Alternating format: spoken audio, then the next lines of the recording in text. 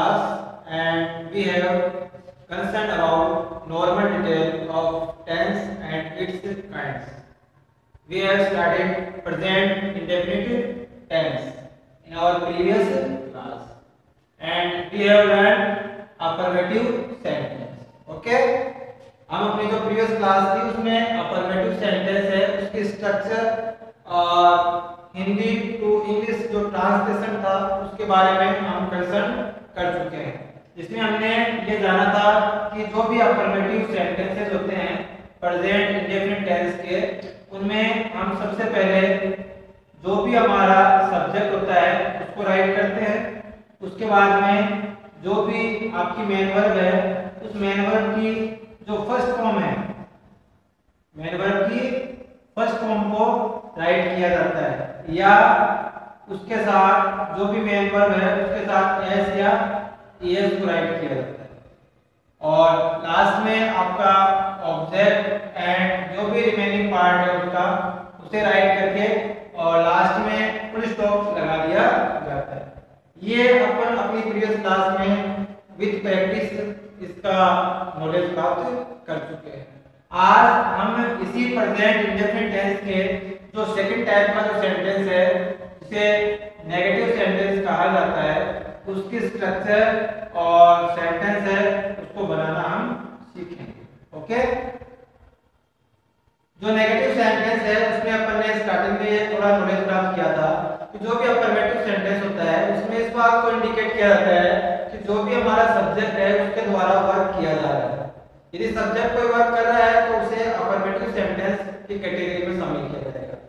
और ऐसा स्टेटमेंट जिसमें हमें ये कहा जाता है कि जो सब्जेक्ट है उसके द्वारा वर्क नहीं किया जा रहा है, यानी कि सब्जेक्ट काम नहीं कर रहा है, तो उस स्टेटमेंट को सेंटेंस को नेगेटिव सेंटेंस में शामिल किया जाता है। जैसे एक दो एग्जांपल लिख के समझते हैं। वह जयपुर नहीं जाता है। ओके, तो इसमें आपका सब्जेक्ट तो वह है उसके द्वारा जयपुर जाने का काम है वो नहीं किया जा रहा है। मतलब जो भी नेगेटिव सेंटेंसेस होंगे उसमें काम के नहीं होने के लिए उसको शो करने के लिए जो नहीं वर्ड है वो आपको देखने को मिलेगा। ऐसे ही हम कहते हैं सीता फल नहीं खाती है। ओके, देखो आइडेंटिफिकेशन अपनी जो स्टार्टिंग में पढ़ी थी ता है ये आ रहा है तो ये तो हम इस बात को इंडिकेट कर रहे हैं कि ये प्रेजेंट इंडेफिनिट का जो स्टेटमेंट है और जो नहीं वर्ड आ रहा है, जो भी एक्शन वर्ड है, जो भी वर्ब है उसके जस्ट पहले यदि नहीं लिखा हुआ आ रहा है तो वो हमें ये इंडिकेट कर रहा है कि सब्जेक्ट के द्वारा ये जो वर्क है, जो वर्ब के द्वारा शो किया जा रहा है वो नहीं किया जा रहा है। इसलिए ये दोनों ही सेंटेंसेस है वो आपके इस प्रेजेंट इंडेफिनिट के नेगेटिव सेंटेंस के एग्जांपल कहलाएंगे। अब हम बात करते हैं कि जो नेगेटिव सेंटेंस होते हैं उन्हें किस प्रकार से बनाया जाता है, हिंदी से इंग्लिश में कैसे उनको ट्रांसलेट किया जाता है, इसके बारे में अपन स्ट्रक्चर के बारे में थोड़ी स्टडी करते हैं। सबसे पहले हम बात करते हैं इसकी जो सेंटेंस स्ट्रक्चर होगी, मतलब जो नेगेटिव सेंटेंस होगा वो किस प्रकार से राइट किया जाएगा। तो उसमें सबसे पहले आपका अफर्मेटिव सेंटेंस की तरह सब्जेक्ट राइट किया जाएगा। सब्जेक्ट के ठीक बाद में डू या डज का यूज किया जाता है और उसके बाद में नेगेटिविटी को शो करने के लिए नोट का यूज करेंगे और उसके बाद आपकी जो वर्ब की फर्स्ट फॉर्म है उसका यूज किया जाएगा। ठीक है ना, ये हमें ध्यान रखना है कि जो भी नेगेटिव या इंटरोगेटिव सेंटेंस अपन बनाएंगे उनमें वर्ब के साथ एस या ईएस ऐड नहीं किया जाता है। फिर जो आपके शेष बच गए हैं ऑब्जेक्ट और अदर जितने भी थिंग्स बच गई है वो राइट कर दी जाएगी और लास्ट में इसमें भी आपके अफर्मेटिव सेंटेंस की तरह फुल स्टॉप का यूज किया जाता है।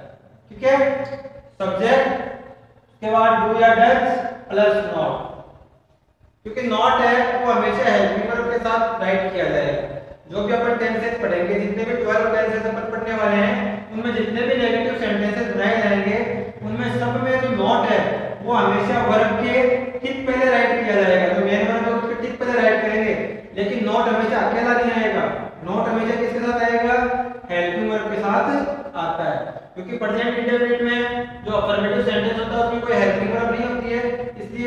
वर्ब के रूप में डू और डज का यूज किया जाता है।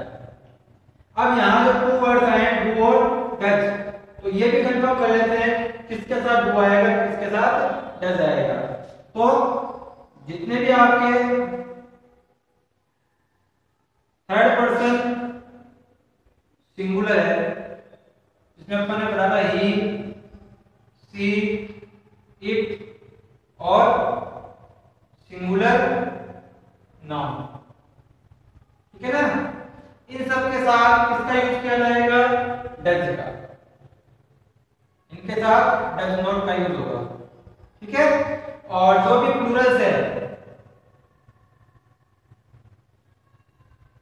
और I, we, you, they and plural noun, I, we, you और दे, और इसके अलावा कोई भी प्लूरल प्रोनाउन आता है उनके साथ हमें नेगेटिव सेंटेंस में किसका यूज करना है, डू नॉट का यूज करना है, ओके। डज नॉट का यूज किसके साथ करना है, ही, सी, इट और सिंगुलर नाउन यदि आपका सब्जेक्ट है तो आपको उसके साथ डज नॉट का यूज करना है, और यदि आपका सब्जेक्ट आई, वी, यू, दे या कोई प्लूरल नाउन है तो उनके साथ डू नॉट का यूज करना है। बाकी सेम है आपका जो अफर्मेटिव में था उसी प्रकार से अपने को राइट करना है, ठीक है ना। अब अपन इसके एग्जांपल लेके देखते हैं। जैसे मेरे पिताजी खेत में नहीं जाते हैं, ठीक है। आपका सेंटेंस है मेरे पिताजी खेत में नहीं जाते हैं, तो इसमें देखो ते है, ये तो गया प्रेजेंट इंडेफिनिट का है, ये आइडेंटिफिकेशन से अपने स्टार्टिंग में लिखी थी प्रेजेंट इंडेफिनिट में, तो ये प्रेजेंट इंडेफिनिट का सेंटेंस है। और अफर्मेटिव है या नेगेटिव है इंटरोगेटिव है, तो इसके लिए देखो अपने क्या है कि जो भी एक्शन वर्ड है जाना उसके ठीक पहले क्या लिखा हुआ है नहीं, तो नहीं किसको शो करेगा नेगेटिविटी को, यानी कि ये सेंटेंस क्या है नेगेटिव सेंटेंस। अब इस नेगेटिव सेंटेंस को अपन ट्रांसलेट करते हैं इंग्लिश में, तो अपनी जो सेंटेंस स्ट्रक्चर क्या थी कि सबसे पहले नेगेटिव सेंटेंस में क्या आता है सब्जेक्ट। सब्जेक्ट कौन है, मतलब जो भी एक्शन है जाने का जो काम है वो किसके द्वारा नहीं किया जाता है, मेरे पिताजी के द्वारा। सब्जेक्ट क्या है मेरे पिताजी, तो मेरे पिताजी के लिए आप क्या लिखोगे माय फादर, ठीक है। अब जिसके बाद में आपको डू और डज का यूज करना है, तो मैंने कहा था अभी कि डू और डज का यूज कैसे करेंगे, यदि आपका सब्जेक्ट ही, सी, इट और सिंगुलर है तो अपन किसका यूज करेंगे डू नॉट का, सॉरी डज नॉट का, और यदि प्लूरल है तो किसका यूज करेंगे डू नॉट का। अब आप क्या करोगे यहाँ पर माय फादर, फादर्स नहीं है केवल माय फादर है, एक ही पर्सन की अपन बात कर रहे हैं, तो अपना सब्जेक्ट क्या हुआ सिंगुलर, तो इस सिंगुलर के साथ किसका यूज करेंगे डज नॉट का, सिंगुलर के साथ किसका यूज करना है डज नॉट का, तो हम यहाँ लिखेंगे डज नॉट। फिर आपको राइट करना है वर्ब की फर्स्ट फॉर्म, तो वर्ब क्या है अपनी एक्शन वर्ड क्या है जाना, तो जाने का फर्स्ट फॉर्म क्या होगा गो, ठीक है। एक्शन वर्ड आ गया, नहीं का यूज कर लिया, सब्जेक्ट राइट कर दिया, अब अपने पास रह गया लास्ट में क्या कि वो कहाँ नहीं जाते हैं खेत में नहीं जाते हैं, ठीक है ना। तो टू द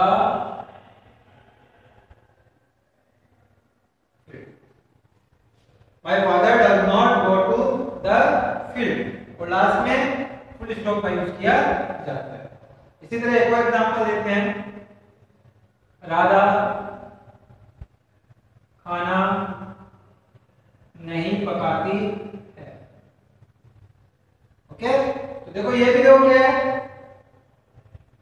इसमें काम क्या हो रहा है पकाना, और उसके जस्ट पहले क्या लिखा हुआ है नहीं, और लास्ट में क्या है ती है, तो प्रेजेंट इंडेफिनिट का है, कैसा सेंटेंस है नेगेटिव है क्योंकि इसमें नहीं लिखा हुआ है, तो अपने को प्रेजेंट इंडेफिनिट का नेगेटिव सेंटेंस गिवन है और उसको ट्रांसलेट करना है किसमें इंग्लिश में, तो अपन अपने सेंटेंस स्ट्रक्चर में क्या लेंगे सब्जेक्ट, सबसे पहले क्या आएगा राधा,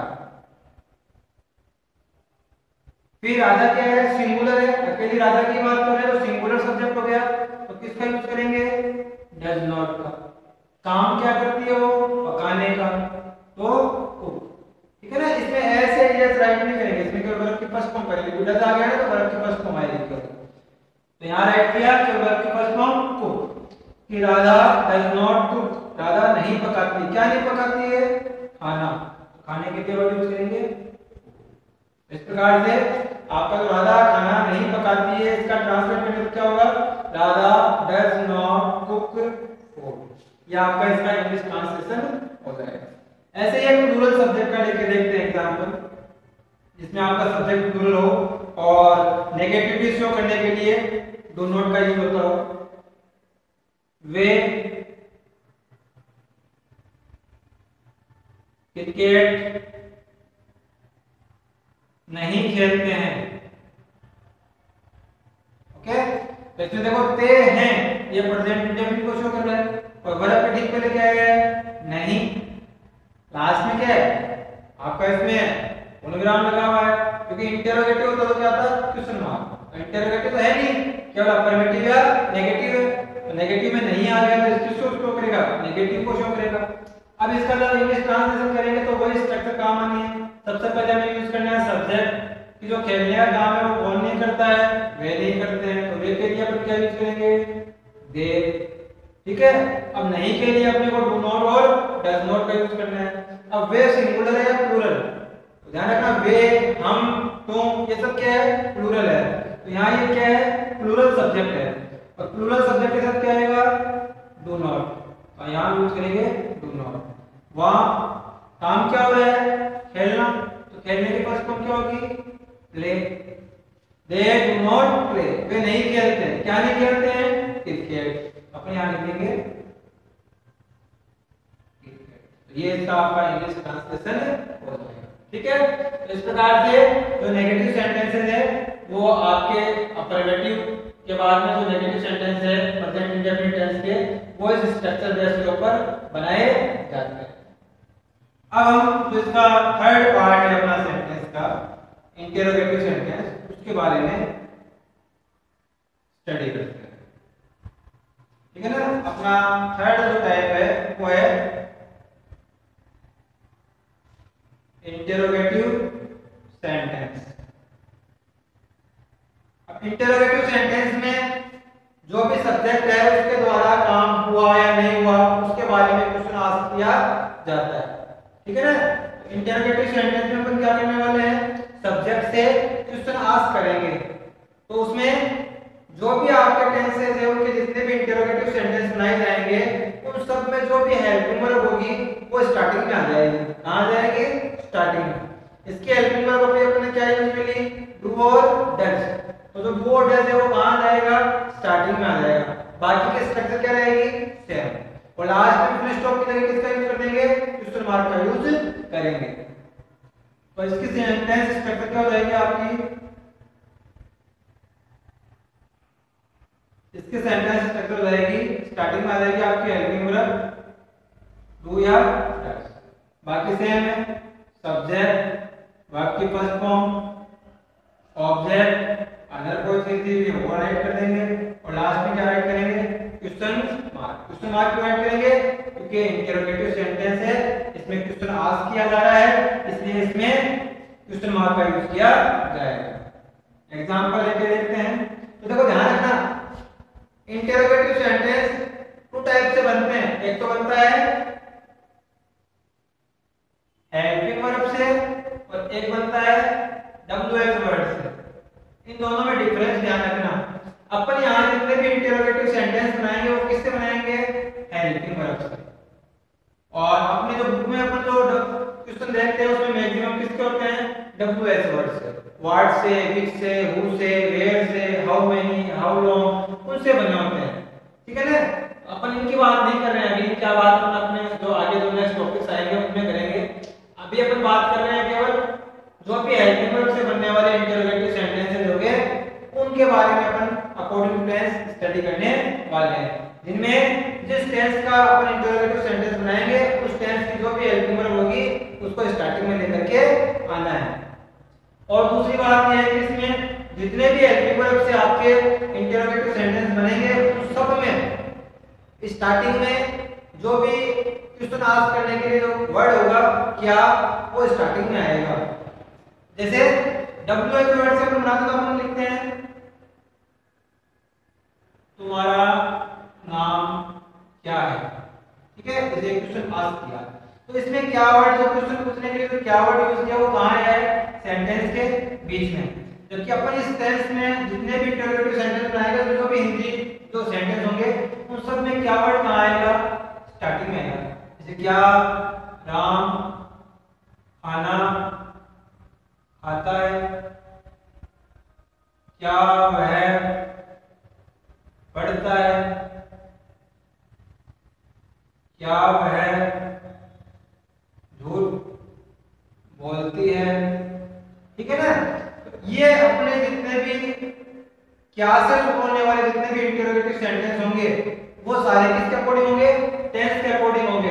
और यदि बीच में आपका डब्ल्यूएच वर्ड आ जाए, क्या, क्यों, को, कहां, कैसे, तो वो किसके होंगे आपके, वो डब्ल्यूएच वर्ड से रिलेटेड होंगे, जो अपन अभी यहां स्टडी नहीं कर रहे हैं। एग्जांपल लेते हैं, देखो क्या सोहन किताब पढ़ता है, ठीक है ना। और लास्ट में क्या है, क्वेश्चन मार्क।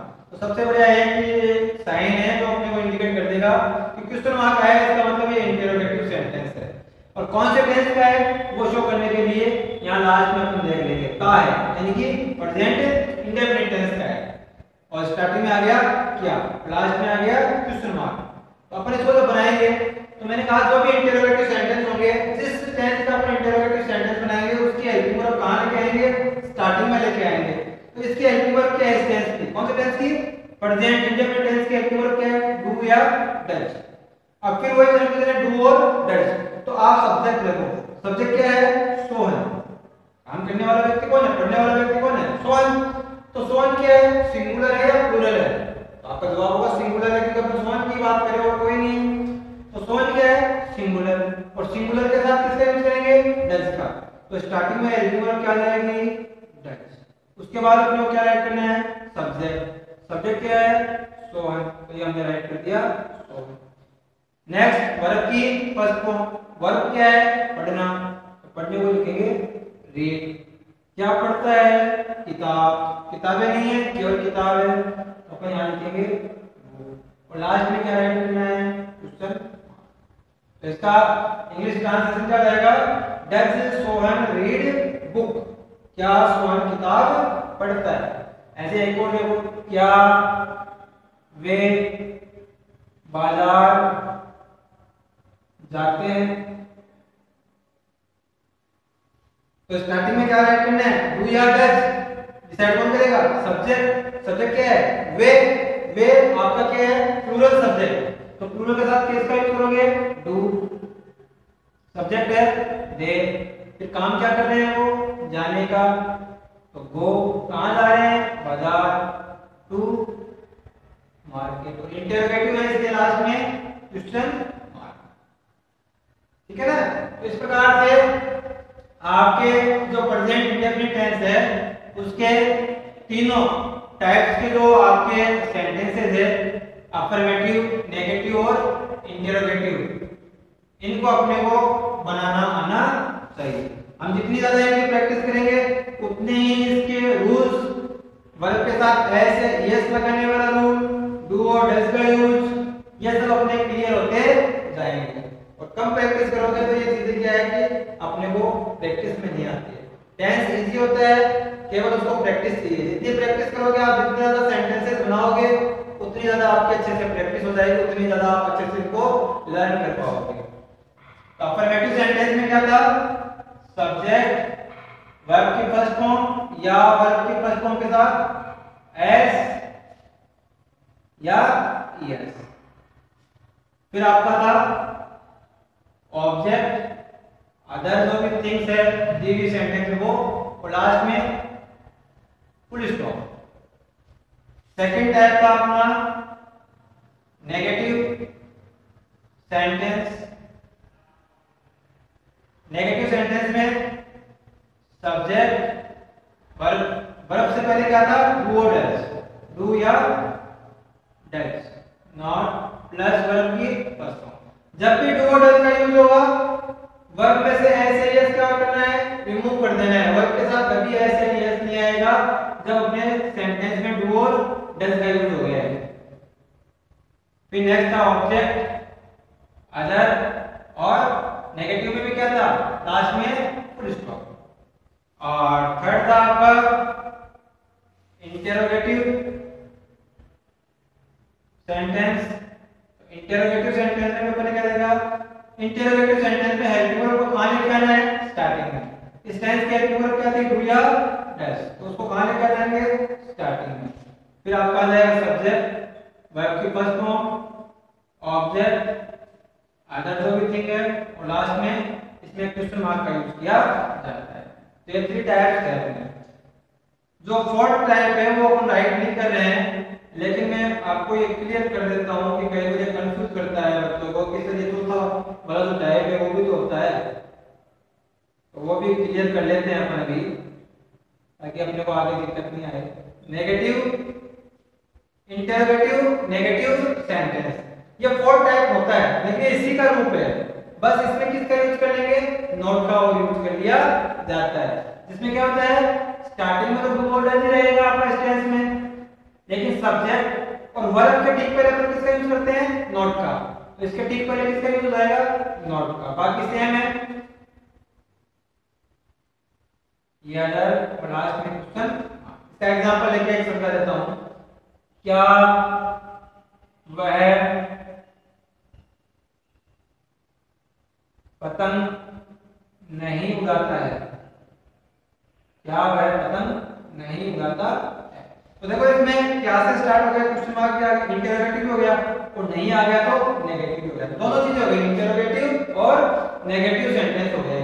तो इसमें डू और डज से स्टार्ट करेंगे, तो सब्जेक्ट क्या है, वह, वो है, क्योंकि लास्ट में क्या है, था है, इसलिए डज, ही। अब नोट के लिए किसका यूज करोगे, डज तो स्टार्टिंग में आ गया, तो यहां नोट आ जाएगा। उड़ाने को बोलते हैं फ्लाई, और क्या नहीं उड़ाता है, काइट, और ये लास्ट में does he not fly kite. ये इसका आपका ट्रांसलेशन हो जाएगा इंग्लिश में। ओके, तो ये फोर टाइप होते हैं, अपन थ्री टाइप्स की स्टडी कर रहे हैं। फोर टाइप आपने को याद रहना चाहिए कि भाई इसमें केवल नेगेटिव को इसमें ऐड कर दिया जाता है, जिसमें डू और डज या जो भी हेल्पिंग वर्ब होगी जिस टेंस में उसको राइट करेंगे स्टार्टिंग में, और जो वर्ब है उसके ठीक पहले किसका यूज कर देंगे, नोट का यूज कर देंगे, तो उसका क्या बन जाएगा, इंटरोगेटिव के साथ साथ नेगेटिव भी बन जाएगा। ओके, इन सब की प्रैक्टिस के लिए आपको जो भी सेंटेंसेस है, 20 सेंटेंसेस है, वो प्रैक्टिस के लिए आपको साथ में प्रोवाइड करवा दिए जाएंगे।